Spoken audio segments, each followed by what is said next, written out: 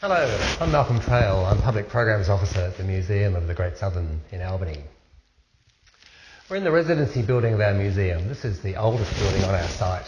It's been here since about 1850, and it was once the home of the resident magistrate. Since 1975, it's been our main building for our permanent exhibition, which tells the history of Albany and the Great Southern. On our site, we've also got many other buildings. And highlights, we've got the Eclipse Building, which houses an original lighthouse optic, the replica of the brig Amity, which is a replica of the ship that brought the first Europeans to this part of the world.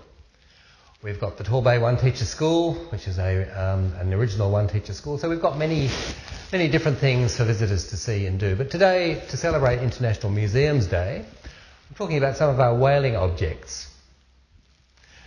Whaling was the first industry in Western Australia. It actually started around 1800 when the first whaling ship arrived on these shores. And they harvested whales from all around the southern coast of Western Australia. It became a big industry and mainly emanated from North America and Europe. Whaling voyages could take up to about 4 years.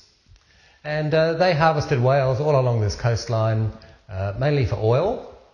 And it was in the days of the open boat whaling and sailing ships. These items we have on display here are some of the early implements that the whalers used for bay whaling. They're mainly knives, harpoons and lances. And it was in the early days of small boat whaling and sailing ships. It was a very hazardous experience. And these items were used for bay whaling. They were used to dissect the whales, which were caught and then dragged onshore, normally into bays and flat-rocked areas, and they'd be dissected and boiled up for their oil, and that was the main product that the whalers were after. There were whaling voyages throughout the 19th century, sailing ships which developed, and mainly from North America, as I said.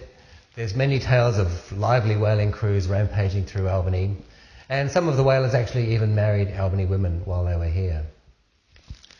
These implements actually developed over the years and were replaced when whaling became more automated and factories and whaling stations were developed on shore.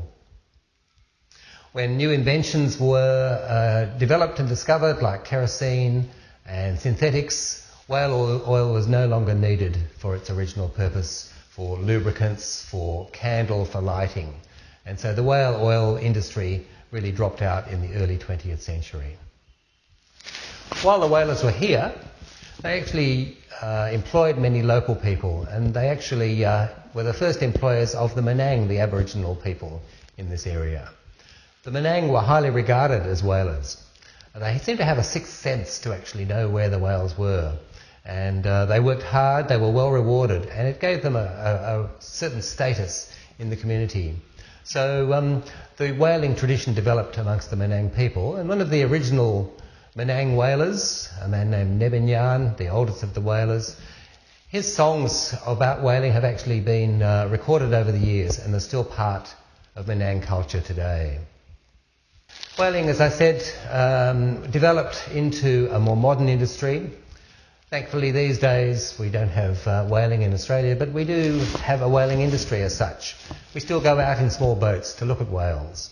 So it's fascinating for me to discover and to, experience how these implements have developed and into an industry today of whale watching, which brings tourists to our region. I hope you've enjoyed this little talk. We'd love to find out where you see this video. And do leave a comment on our website or on the YouTube channel where you've been watching it. And if you're in our part of the world, in Albany, in Western Australia, we'd love to see you at the Museum of the Great Southern, and do enjoy International Museums Day for 2018.